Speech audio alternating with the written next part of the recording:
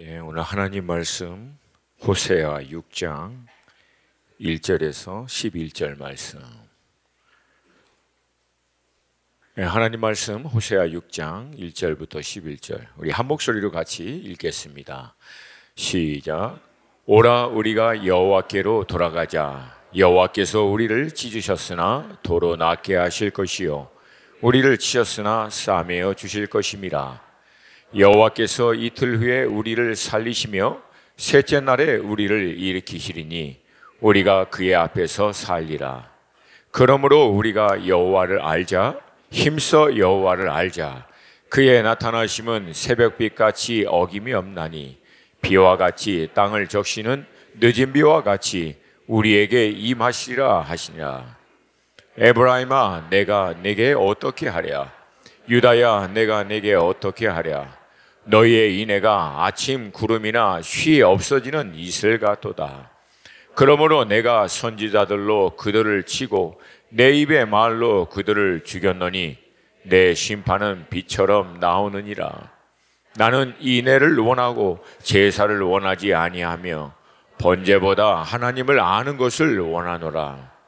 그들은 아담처럼 언약을 어기고 거기에서 나를 반역하였느니라. 길르앗은 악을 행하는 자의 고울이라. 피 발자국으로 가득 찼도다. 강도 떼가 사람을 기다린 같이 제사장의 무리가 세겜 길에서 살인하니 그들이 사악을 행하였느니라. 내가 이스라엘 집에서 가증한 일을 보았나니 거기서 에브라임은 음행하였고 이스라엘은 더럽혀졌느니라. 또한 유다여 내가 내 백성의 사로잡힘을 돌이킬 때에 내게도 추수할 일을 정하였느니라. 아멘. 아멘. 우리가 믿고 있는 기독교 신앙의 본질은 관계에 있습니다. 먼저는 하나님과의 관계입니다. 하나님과 관계를 맺는다라고 하는 의미는 우리가 믿고 있는 하나님은 살아계신 분이시다라고 하는 것이고 관계를 통해서 교제를 할 수 있는 인격적인 분이시다라고 하는 의미입니다. 세상의 다른 우상과 다른 신들에게는 이런 관계를 통한 깊은 친밀함의 교제를 나눈다라고 하는 개념 자체가 없습니다. 여러분, 이슬람이 하나님과 친밀함을 누리라, 부처님을 깊게 교제하고 사랑하고 알아라, 그런 개념이 없어요. 어떤 종교적인 사상 여기에도 그런 이유가 없습니다. 그 이유는 간단합니다. 그들은 살아있는 존재가 아니고 지정의적인 교감을 나눌 수 있는 인격적 존재가 아니기 때문에 불가능합니다. 물론 뭐 무당도 그렇고 뭐 이런 어떤 것들은 또 영적으로 이렇게 접신도 하고, 근데 여러분 그건 친밀함의 교제가 아니라 시달리며 이용당하는 거지. 우리가 이해하고 있는 인격적 교감, 깊은 교제를 통한 알아가는 관계를 의미하지 않습니다. 우리도 원래는 하나님과 전혀 상관이 없이 우리 죄로 인해서 영원히 멸망할 수밖에 없는 자이지만, 그런 우리를 사랑하신 하나님의 선택하심에 의해서 우리 죄의 삭신, 사망의 값을 예수님이 십자가 위에 자신의 생명으로 대신 지불해 주심으로 죄인인 우리가 죄 사함을 받을 수 있는 길을 열어주신 줄로 믿습니다. 오직 믿음으로 예수님의 공로를 나를 위한 것으로 믿음으로 택함으로 우리는 의롭다함을 받아 깨어졌던 하나님과의 아버지와 자녀됨의 관계를 회복하고 이 관계 안에서 하나님과 실제적인 인격적이고 영적인 교제를 나눌 수 있는 자가 되었음을 믿습니다. 이 교제를 통해서 하나님은 자녀들을 위해서 예비하신 하늘의 모든 신령한 것, 좋은 것, 이것들을 공급함으로 말미암아 그 안에서 하나님이 주시는 은혜로 우리 자신이 회복되어 이제는 우리와 하나님 사이에서 멈추는 게 아니라 이제 다른 이웃과의 관계에서도 이 은혜로 말미암아 회복할 수 있도록 복의 근원으로 하나님이 우리를 삼아주신 줄로 믿습니다. 그리고 그렇게 다른 영혼과의 관계의 회복을 통하여 그들 또한 하나님과 자녀와 아버지와의 관계를 맺을 수 있는 자리로 인도하고 또 그 관계 안에서 그들도 하나님과 깊은 인격적 영적 교제를 통하여 자신들이 또 회복돼요. 또 그들의 삶의 현장 가운데 있는 또 다른 영혼과의 관계 가운데 회복하는 일을 통해서 결국은 모든 영혼들이 하나님 안에서 회복되고 돌아오도록 하는 것이 이 신앙의 본질인 줄로 믿습니다. 이 과정을 예수님께서는 아주 짧게 다음과 같이 정의하여 말씀해 주셨습니다.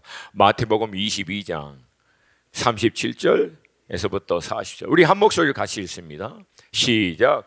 예수께서 이르시되 내 마음을 다하고 목숨을 다하고 뜻을 다하여 주 너의 하나님을 사랑하라 하셨으니 이것이 크고 첫째 되는 계명이요 둘째도 그와 같이 내 이웃을 내 자신같이 사랑하라 하셨으니 이 두 계명이 온 율법과 선지자의 강령이니라.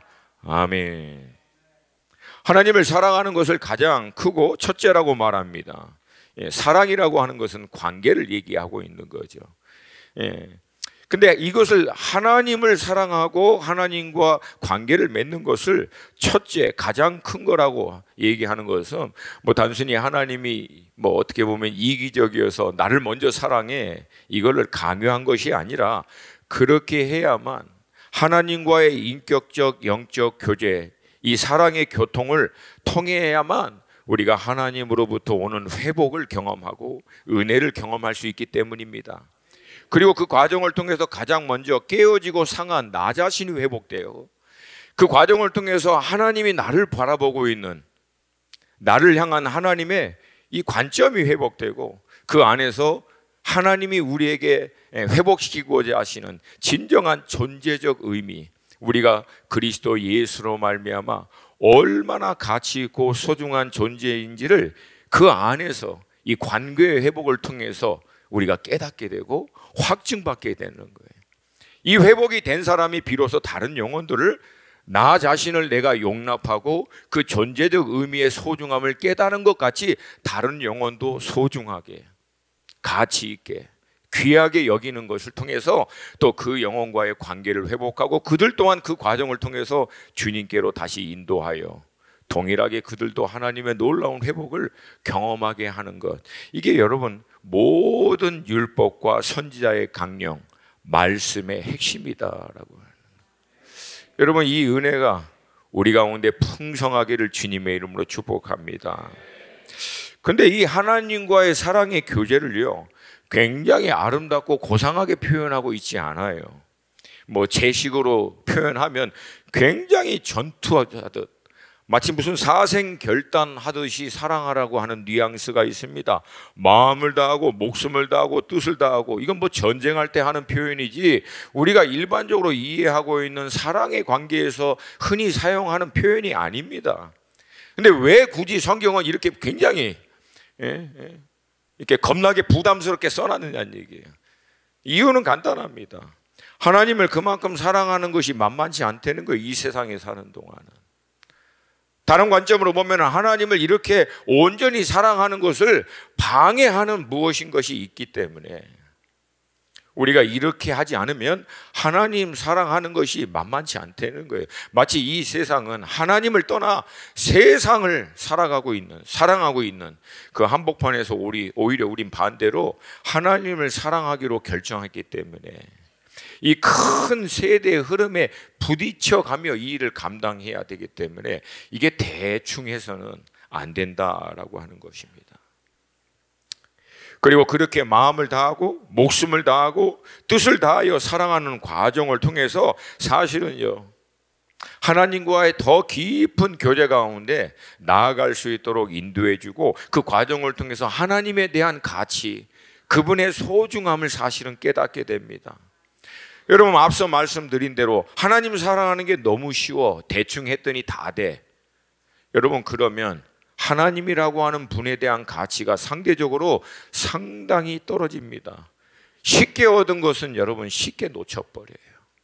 근데 하나님 한 분을 온전히 사랑하기 위해서 정말 오늘 이 성경에서 말씀하신 대로 목숨 다하고 힘을 다하고 마음을 쏟아보면서 어떻게든지 하나님 사랑하려고 몸부림치는 대가 지불을 한 사람은 그 하나님을 사랑하고 아는 것이 얼마나 소중한지를 몸으로 체득해야 합니다. 그리고 그 하나님을 놓치지 않아요. 그리고 그 과정 가운데 결국은 하나님의 가치가 우리 안에 각인된 만큼 세상에 있는 것으로부터 우리는 자유케 됩니다. 그래서 오히려 하나님의 가치 안에서 우리의 삶이 정리가 되어 세상에 있는 것에 휩쓸리고 끌려다니는 자들이 아니라 오히려 넉넉히 다스리고 통치할 수 있는 영적인 여유, 영적인 풍성함이 우리 가운데 회복되는 줄로 믿습니다. 할렐루야. 제가 늘 일부 이렇게 말씀을 나누면서 이렇게 보지만 좀 경직되어 있어요, 사람들이. 이게 점잖은 건지 경직된 건지는 잘 분별이 안 가긴 하지만, 여러분 예수님 돌아가셨습니까? 다들 얼굴이 이렇게 어두워. 찬양할 때는 뜨겁게 하다가, 물론 제 메시지가 조금 부담스럽긴 해요. 저도 알고는 있지만 우리 좌우에 계신 분에게 주님의 이름으로 사랑합니다. 한 번 더, 주님을 닮으셨습니다. 아멘입니까? 오늘 우리가 함께 나누고자 했던 이 호세아 말씀은 결국 이 부분이 해결되지 않은 북이스라엘을 향한 하나님의 말씀입니다. 저는 이 말씀을 통해서 우리 신앙의 본질, 정말 우리가 그냥 껍데기가 아니라 가장 중요한 본질, 이게 무엇인지를 바로 깨달아 이 본질을 끝까지 붙들고, 또 그렇게 붙들 수 있기 위해서는 우리가 어떤 대가집을, 과정을 통과해야 하는지를 같이 나누길 원합니다. 오늘 성령께서 우리 사랑하는 수원하나 믿음의 식구들에게 하나님의 은혜를 부어주실 줄로 믿습니다.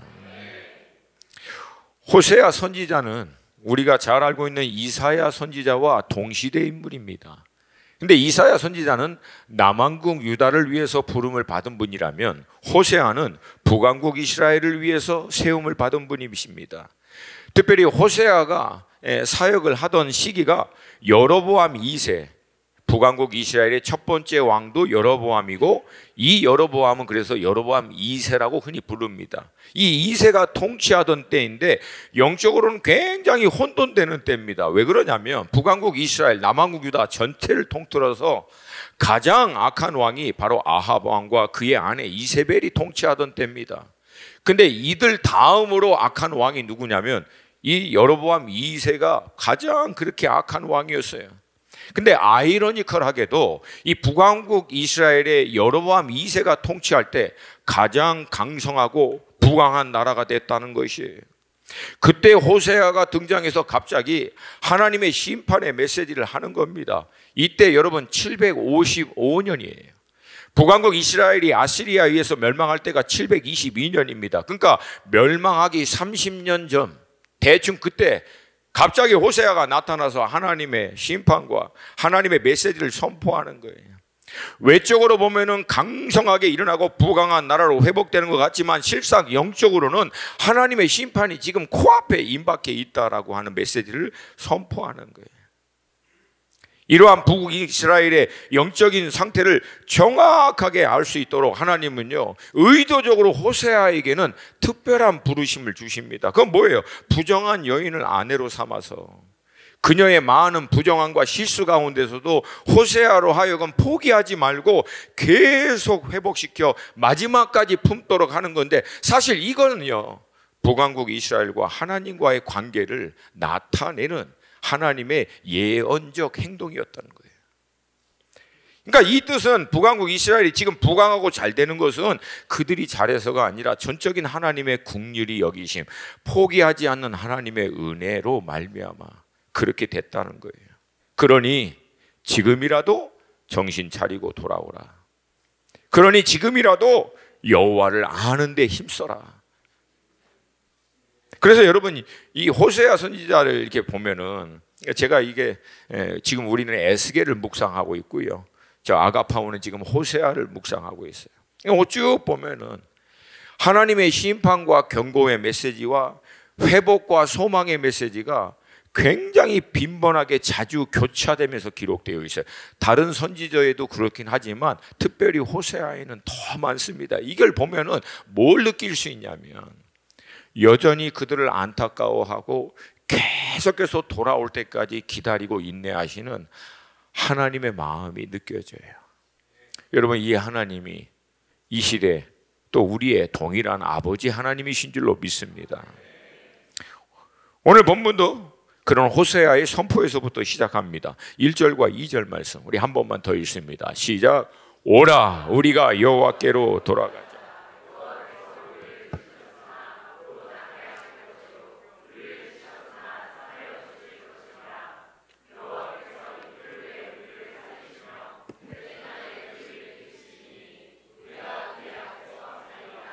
아멘. 사실 여로보암 2세 통치 이전에 북왕국 이스라엘은 몇 번 벌써 얻어맞았거든요. 그래서 빨리 지금이라도 여호와께로 돌아오라고 얘기합니다. 왜냐하면 유일한 회복과 살 수 있는 길은 살아계신 하나님 앞으로 돌아가는 데 있는 줄로 믿습니다. 근데 안타깝게도 듣질 않아요. 이유는 간단합니다. 아직 그럭저럭 살만하거든. 아직 겉으로는 괜찮거든요. 아니 오히려 겉으로는 더 잘 돌아가는 것처럼 보이는데 사실 이게 답답한 거예요. 왜? 그들이 잘해서 지금 잘 돌아가고 그럭저럭 먹고 사는 게 아니라 여전히 하나님의 은혜와 긍휼로 하나님이 그 은혜의 손을 아직도 뻗치고 붙들어주고 있어서 그렇게 하는 건데, 죄 짓고 잘못해도 그럭저럭 살만하니까 괜찮은 줄 알고 착각하고 있는 거예요. 당시 영적인 어떤 상태, 그들의 실제적인 모습에 대해서 다음과 같이 기록하고 있습니다. 7절부터 10절 말씀이에요. 우리 한 목소리로 읽습니다. 시작. 그들은 아담처럼 언약을 어기고 거기에서 나를 반역하였느니라. 길르앗은 악을 행하는 자의 고울이라 피 발자국으로 가득 찼도다. 강도 때가 사람을 기다림같이 제사당의 무리가 세겜길에서 살인하니 그들이 사악을 행하였느니라. 내가 이스라엘 집에서 가증한 일을 보았나니 거기서 에브라임은 음행하였고 이스라엘은 더럽혀졌느니라. 음행, 더러운 일, 사악한 일, 피 발자국으로 가득 찬 일, 하나님을 향한 반역이 일어나고, 가장 황당한 것은 여러분 9절의 세겜 땅, 이 세겜 땅은 레위 지파에게 도피성으로 하나님이 주신 땅입니다. 근데 북이스라엘에게 있어서 이 땅은요 굉장히 중요한 길목과 같은 위치입니다. 그래서 왔다 갔다 하려면 다 지나가야 되는 땅입니다. 근데 이 레위 지파 세겜에 이 땅을 준 땅인데, 이 레위 지파 제사장 가문이거든요. 그들이 여기서 뭐 하냐면 강도짓 한 거예요. 중요한 길목을 지나가는 사람들 기다리다가 돈 뜯고 말 안 들으면 죽이고 하는 일들을 비일비재하게 한 거예요. 그것도 영적인 지도자라고 하는 사람들이 그 일을 한 겁니다.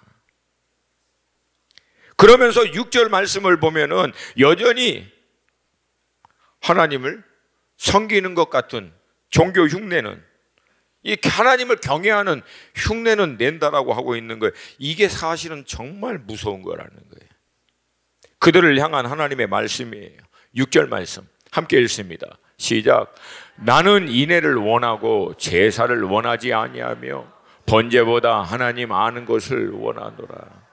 여러분 이제 잘 들으셔야 돼요. 대답을 또 이게 또 헷갈리셔가지고, 원래는 하나님이 제사를 원해요, 안 원해요?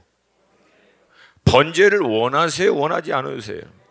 예, 번제와 제사를 통해서 죄인인 우리가 하나님과 영적으로 인적으로 교통할 수 있는 길을 마련해 준 게 이게 제사와 번제거든요. 그 제사와 번제가 궁극적으로는 우리를 위하여 십자가에서 피 흘리신 예수 그리스도를 나타내는 것이고, 하나님 그거 원해요. 근데 여기서는 오히려 원하지 않는다까지 얘기한 거예요. 왜? 얼마나 하나님이 답답하시면, 화가 나셨으면 이렇게 표현했겠습니까? 대신 하나님이 얘기하는 거예요. 나는 너희들의 번제보다 인애를 원한다. 여기서 인애는 우리가 잘 알고 있는 헤세드라고 하는 단어입니다. 하나님의 편에서는 이게 긍휼과 하나님의 은혜를 얘기합니다.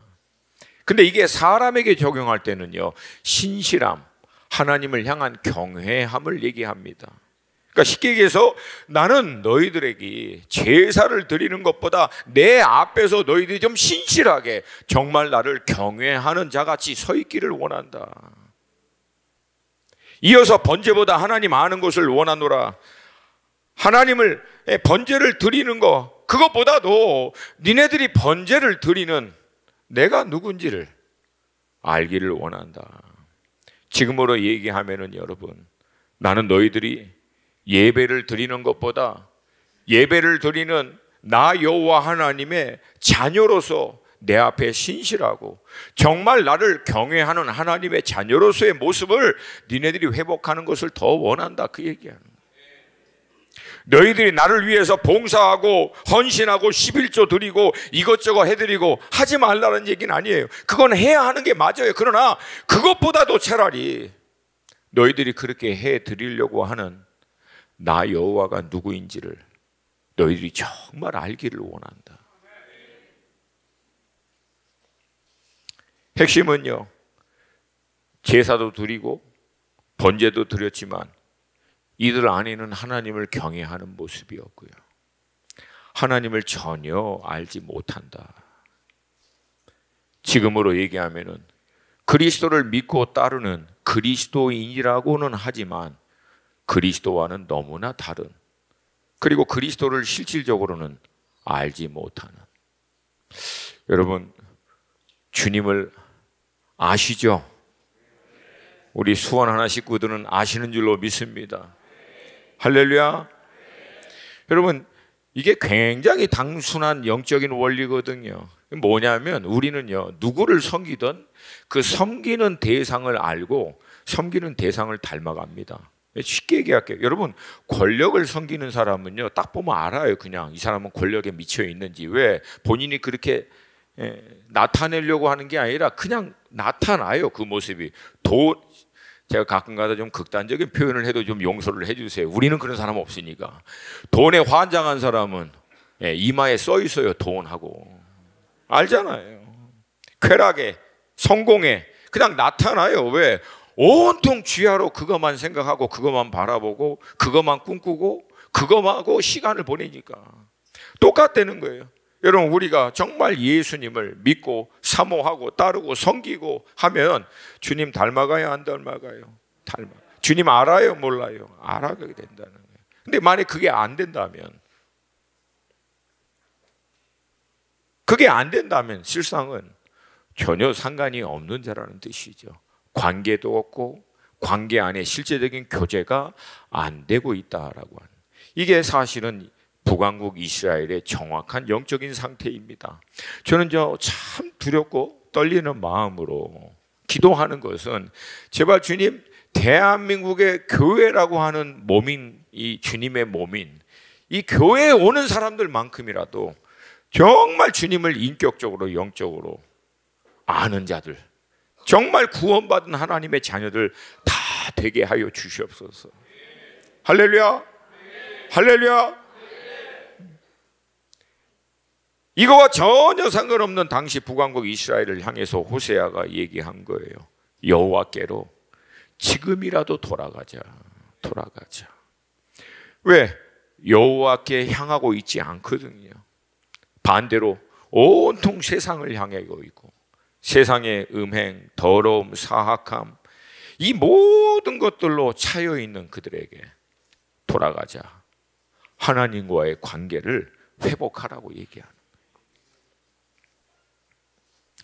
여러분, 제가 늘 드리는 말씀, 저도 좀 가끔가다 죄송하긴 해요. 늘 부담만 드리는 것 같아서. 근데 어쩌면 제 입에서 자주 나오는 말은 저도 제 자신에게 자주 하는 말이에요. 여러분에게 자주 한다는 얘기는 1차적으로 저 자신에게도 늘 제가 던지는 말이라는 겁니다. 여러분, 복음은 뭡니까? 예수 믿고 천국 갈 수 있는 확실한 티켓 확보해서 이제 구원받아서 그 은혜 가운데, 축복 가운데 마음껏 살자, 이거 아니잖아요.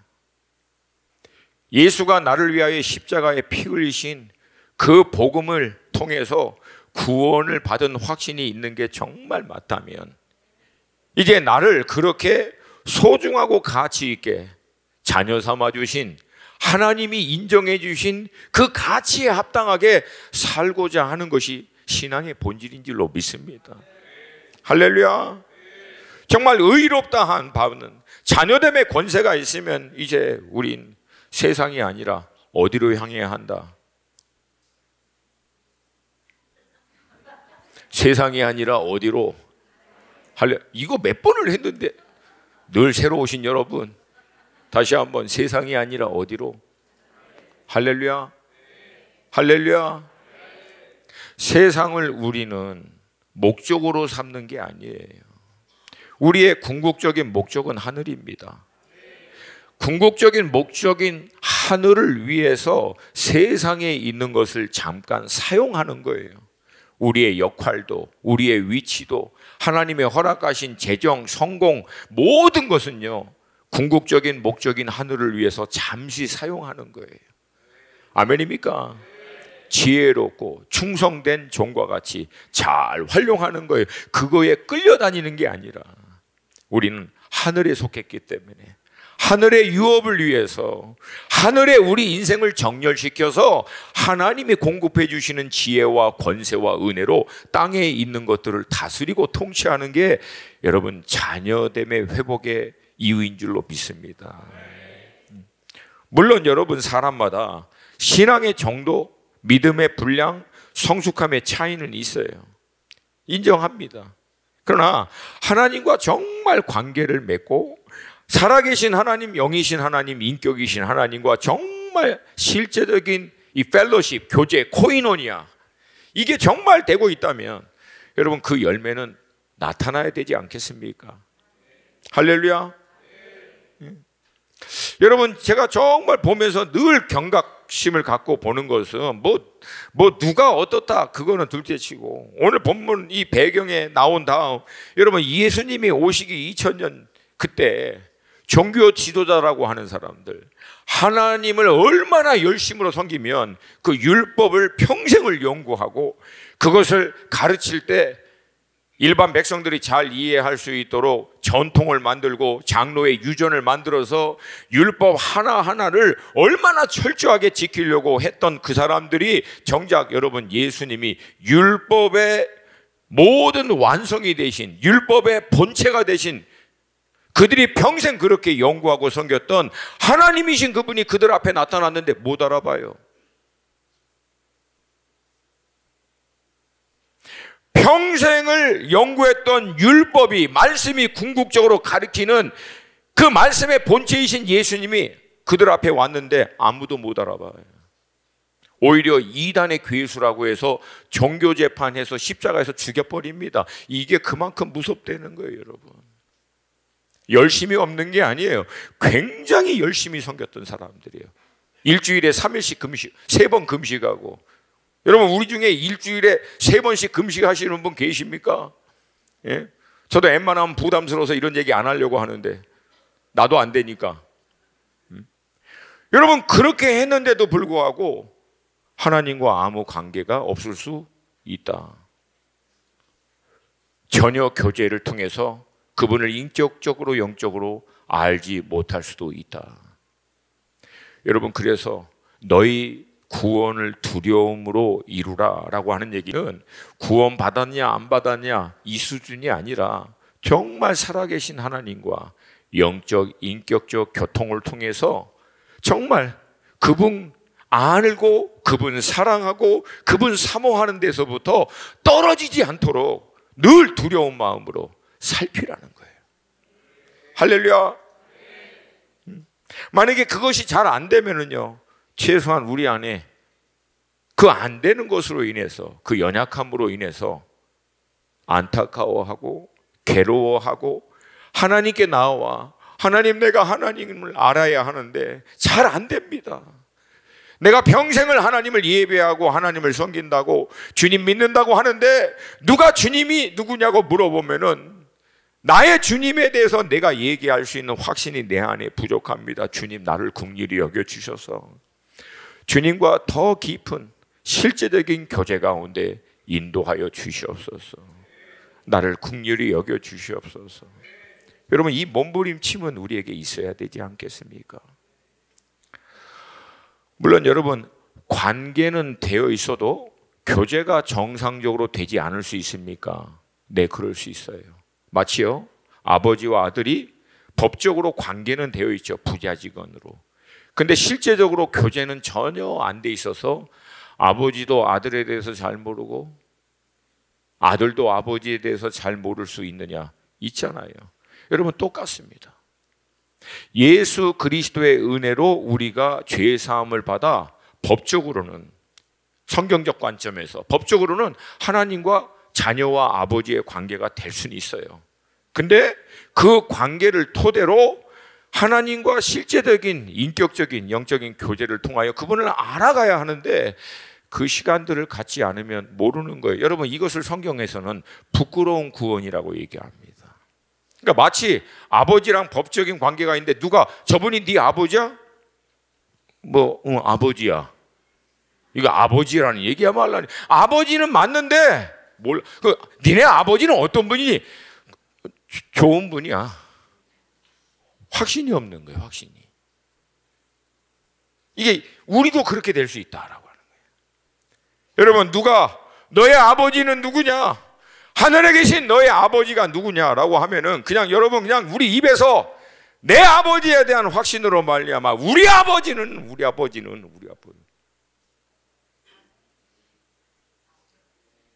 줄줄줄줄 나올 수 있도록 얼마나 좋으신지 몰라. 얼마나 신실하신지 몰라. 그분은 얼마나 능력이 많으신지 몰라.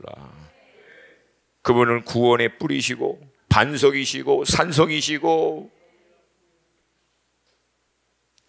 우리 안에 이 고백이 있을 수 있기를 축복합니다.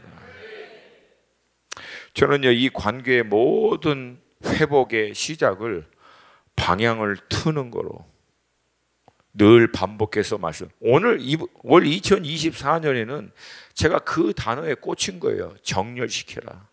정렬시켜라. 하나님께 살아계신 주님에게 내 인생 전체를 딱 정렬하여 맞춰라. 맞춰가는 과정에서 불필요한 거 가지치듯이 쳐내버리고.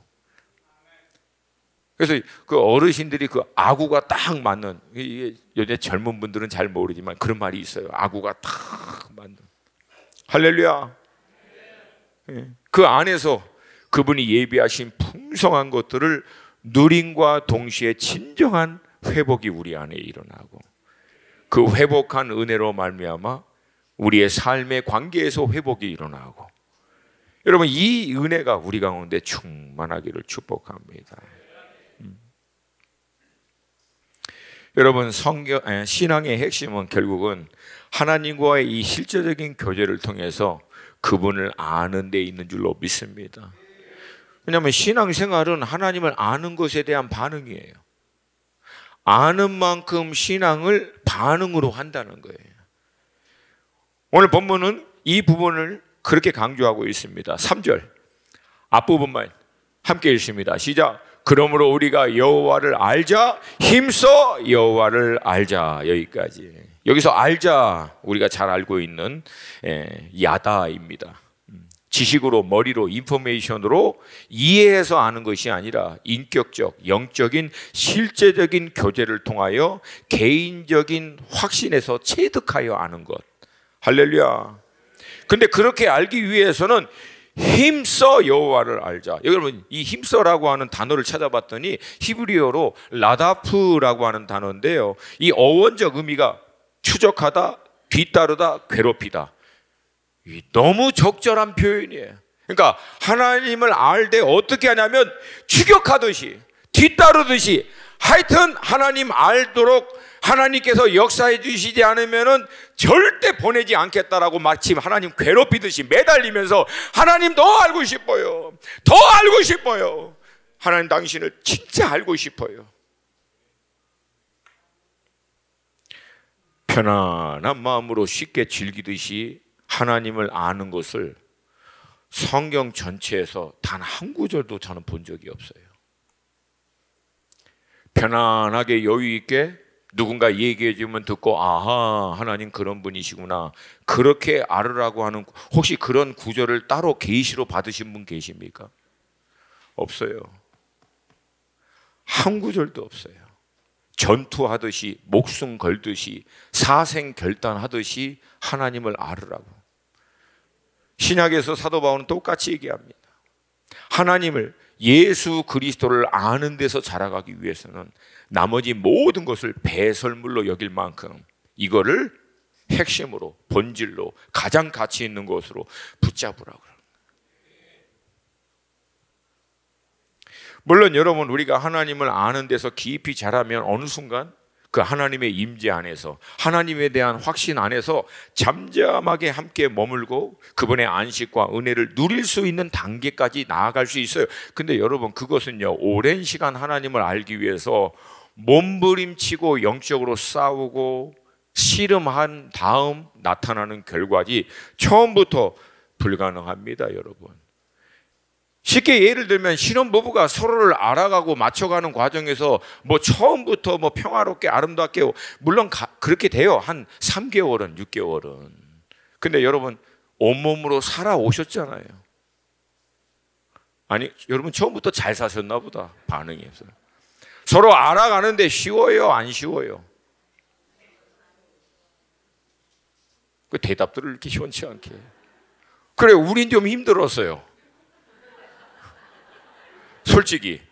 왜? 워낙에 이분도 소신이 분명하신 분이시고 저도 소신이 분명한 사람이라 맞춰가는데 힘들죠. 근데 여러분, 지금은 그렇게 치열하게 맞춰가려고 할 필요가 없어요. 왜? 이제는 그냥 알아요. 평온한 가운데 뒷모습만 봐도 알고, 말하는 뉘앙스, 톤, 요것만 딱 알면 그래 해, 하지 말라는 거예요. 알아. 그냥 정확하게 알아요. 이게 무슨 법칙이 있어서가 아니라 오랜 시간을 함께 보낸 결과 그냥 아는 거예요. 평온한 가운데 가만히만 있어도, 눈빛만 봐도 똑같다는 거예요. 여러분, 그렇게 되기까지는 우리는요, 수도 없는 많은 씨름, 싸움, 몸부림침을 통해서 하나님을 깊이 아는 단계까지 나아가는 거예요. 마치 바다에 평온하게 누워서 바다의 물결을 누릴 수 있기 위해서는요, 수많은 시간을 바닷물 앞에서 연습하고 훈련하고 이 과정들을 통과해야 편안하게 누울 수 있는 거죠. 아멘입니까?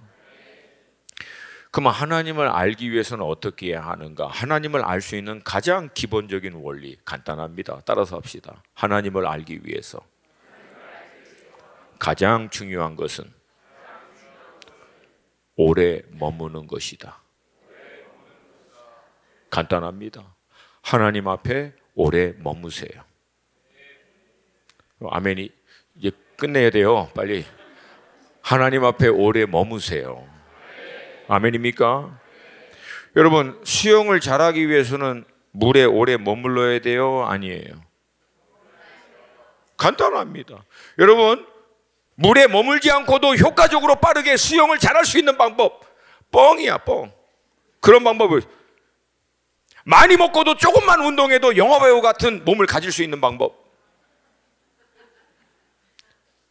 우리 모든 자매들의 꿈이자 소망. 마음껏 먹고 조금만 운동해도 여배우 같은 몸을 유지할 수 있는 방법. 그런 게 어디 있어요? 살과의 전쟁을 해야지, 치열하게 싸워야지 유지가 되죠.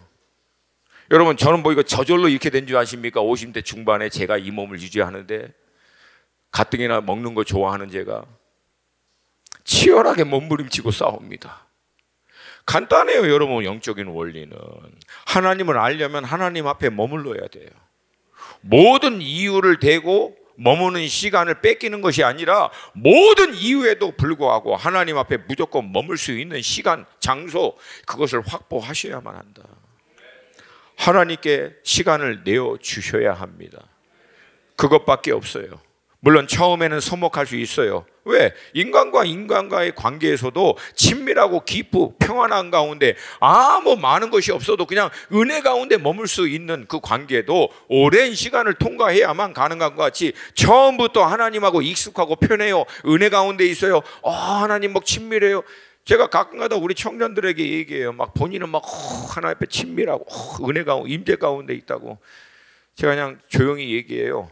마당이야, 마당. 아직 마당이야. 저기 가면 성전이 있고 조금 더 들어가면 지성소도 있어. 마당에서 친밀해요. 그러다가 이제 혼자서 깊이 들어가는 거예요. 주무시는 거지. 그러니까 여러분, 원리는 간단합니다. 하나님 정말 알고 싶으십니까? 그럼 하나님 앞에 머무세요. 시간을 내어 드리세요. 이거 외에 다른 방법 없습니다. 없습니다. 없어요. 정말 하나님을 알고 싶으면 하나님 앞에 머무셔야 돼요. 자, 그러면 구체적으로 하나님 앞에 머물면서 우리는 어떤 구체적인 방법을 통하여 하나님을 알 수 있는가? 늘 하는 잔소리와 같은 결론입니다. 말씀과 기도. 따라서 합시다. 말씀과 기도. 할렐루야.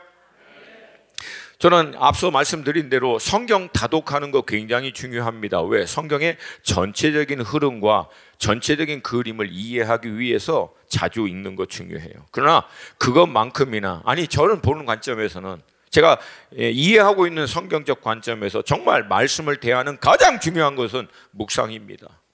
주야로 묵상하는 거예요. 주야로 묵상하는 거예요. 이거 묵상하셔야 해요. 여러분, 묵상만 여러분이 10년을 하면 여러분 바뀝니다. 바뀌어요. 안 바뀔 수가 없어요. 그러니까 묵상을 여러분 절대 놓치면 안 돼요. 물론 실제적인 삶이 분주하기 때문에 하다가 며칠 빼먹을 때가, 한국말도 안 돼요 요즘에는. 빼먹을 때가 있는데 여러분, 그렇다고 해서 그만두지 마시고 이전에 있는 거는 그냥 본문 쭉 읽으시고 오늘 본문에서 다시금 묵상하세요. 아멘. 그래서 일주일에 한두 번 하면 여러분 1년 365일 중에서 그래도 여러분 4분의 1, 5분의 1은 건지는 거예요. 근데 하다 보면 계속 붙어요. 왜? 이제 하나님의 말씀을 통하여 그분을 알아가는 기쁨이, 재미가, 은혜가 있거든요. 할렐루야. 그래서 하는 사람은 더 들어갑니다. 안 하는 사람은 그나마 있는 것도 빼앗기는, 이게 영적인 원리예요. 그러므로 사랑하는 여러분, 하나님 앞에 머물 수 있는 개인적인 차원에서 가장 좋은 방법은 묵상을 통해서 말씀 앞에 머무시는, 이 기록된 말씀을 통해서 이 시대를 살고 있는 우리들에게로 말씀하신 하나님.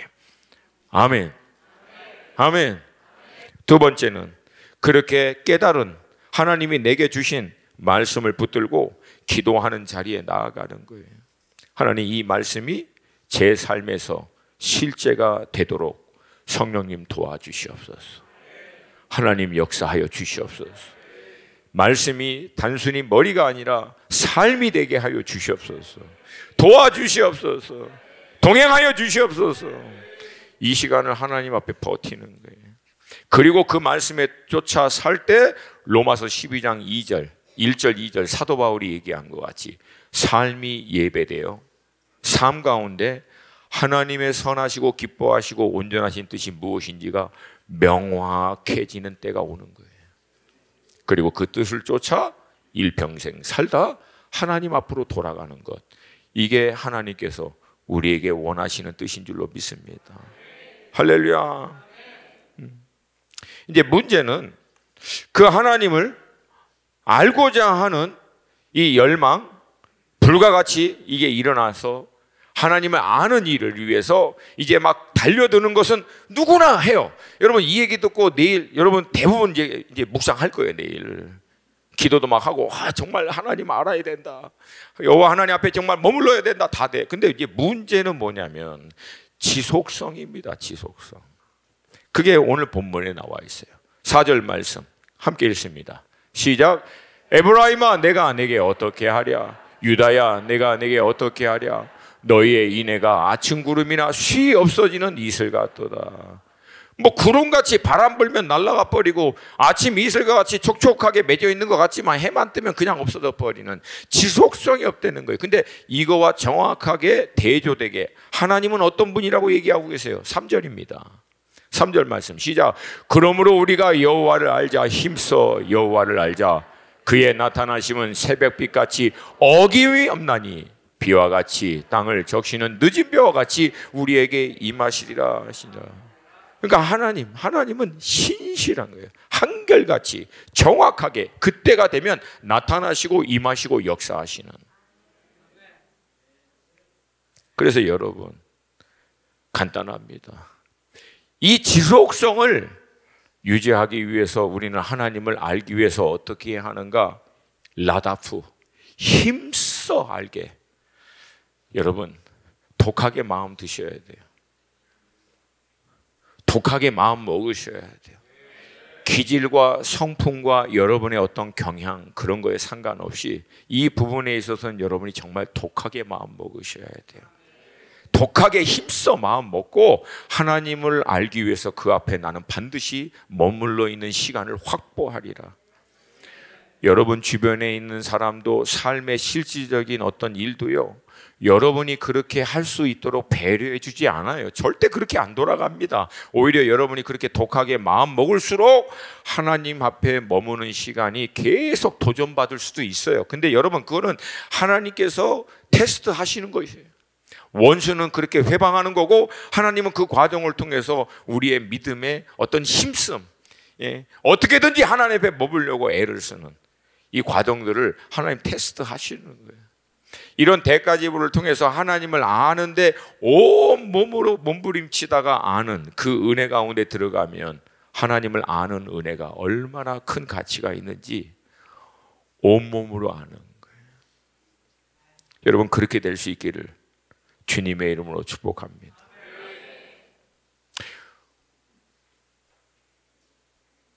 많은 경우 우리 성도님들이 믿음으로 이런 결단을 하고 뭔가 좀 하나님 앞에 열심으로 나아가려고 하더라도 말씀드린 대로 배려해 주지 않거든요. 원수는 오히려 그럴 때일수록 더 난리를 치거든요.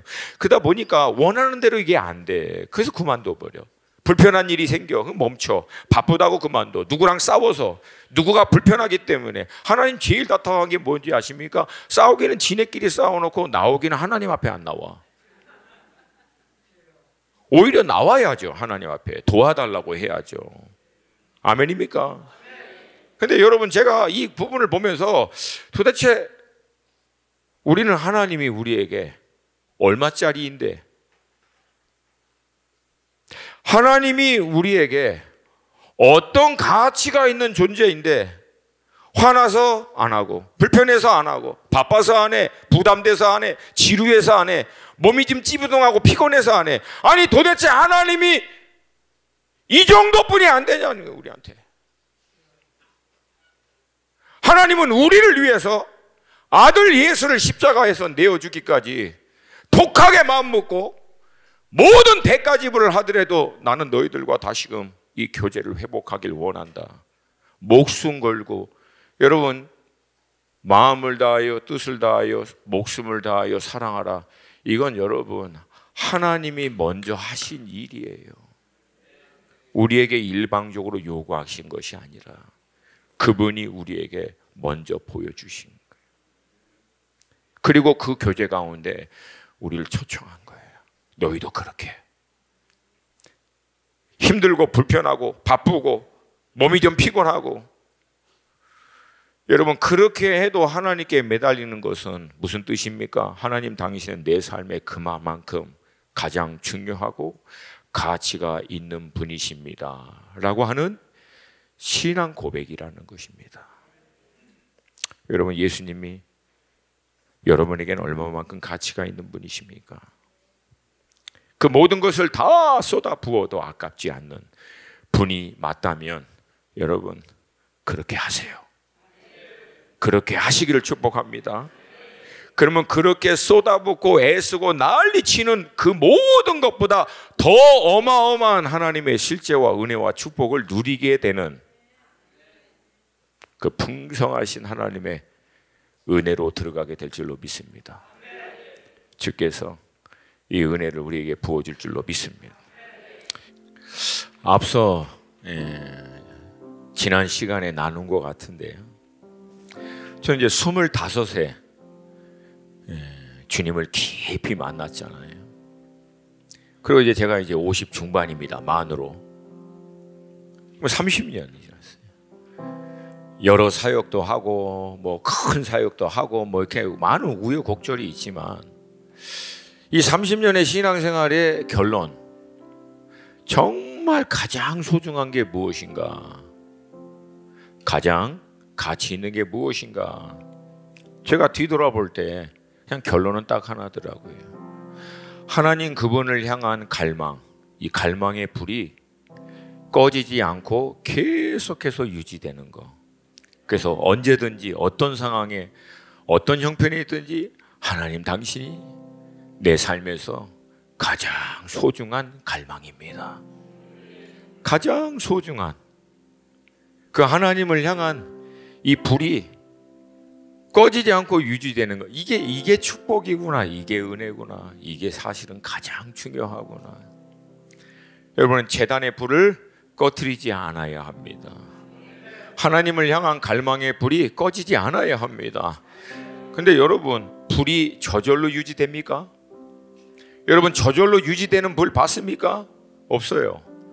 여러분, 이 갈망의 불이 우리 가운데 꺼지지 않고 계속해서 타오르려면 여러분 장작 넣어야 돼요. 말씀의 장작을 계속 공급해야 합니다.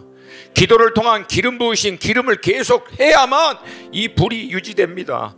더 넣으면 더 넣을수록 이 불은 더 활활 타오르고, 이 불은요 내 인생만이 아니라 내 주변에 있는 모든 사람들을 변화시킬 것입니다. 할렐루야, 할렐루야.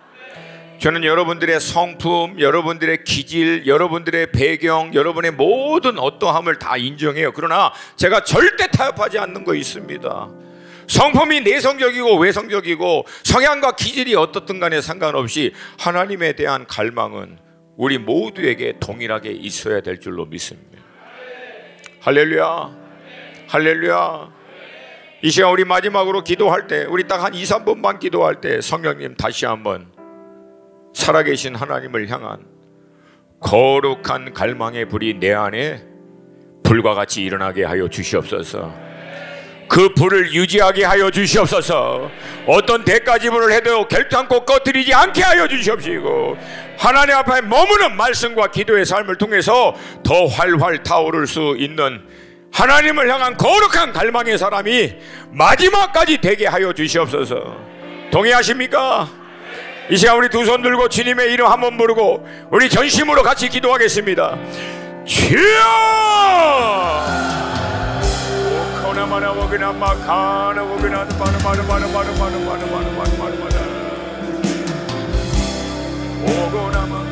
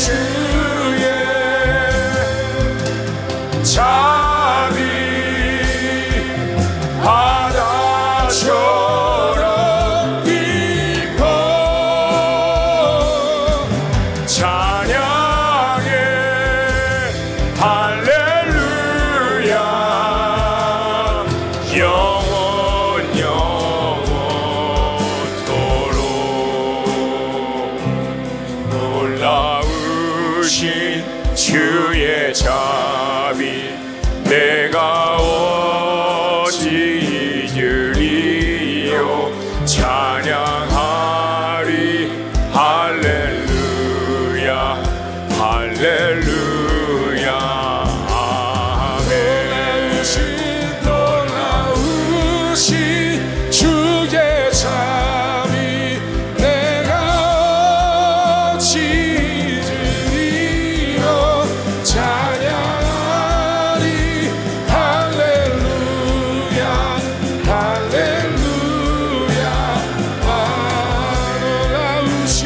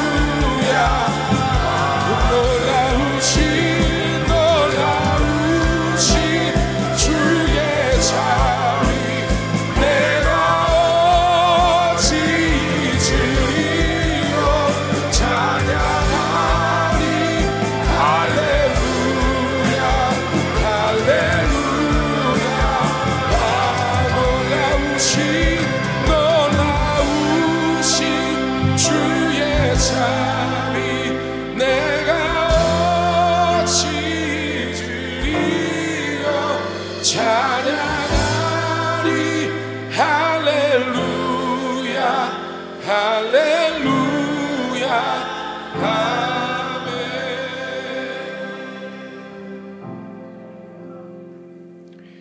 이 놀라우신 하나님의 은혜와 자비가 풍성한 삶을 이제는 우리가 마음껏 누리고 흘러보내는 복의 근원 되도록 하기 위해서 우리를 하나님과 깊은 인격적 영적인 교제를 할 수 있는 이 자리로 초청하여 주시고 인도하여 주신 하나님을 찬양합니다.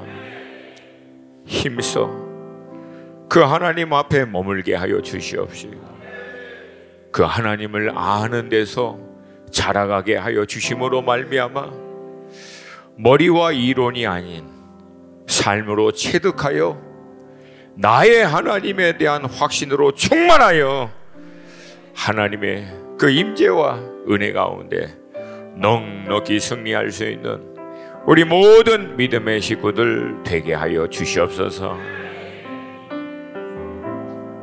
이 은혜로 우리를 인도하여 주신 주님을 찬양합니다. 성령님, 우리 가운데 이 갈망의 불이 계속해서 일어날 수 있도록 역사하여 주시옵소서. 감사드리며 예수님의 이름으로 기도합니다. 아멘, 아멘.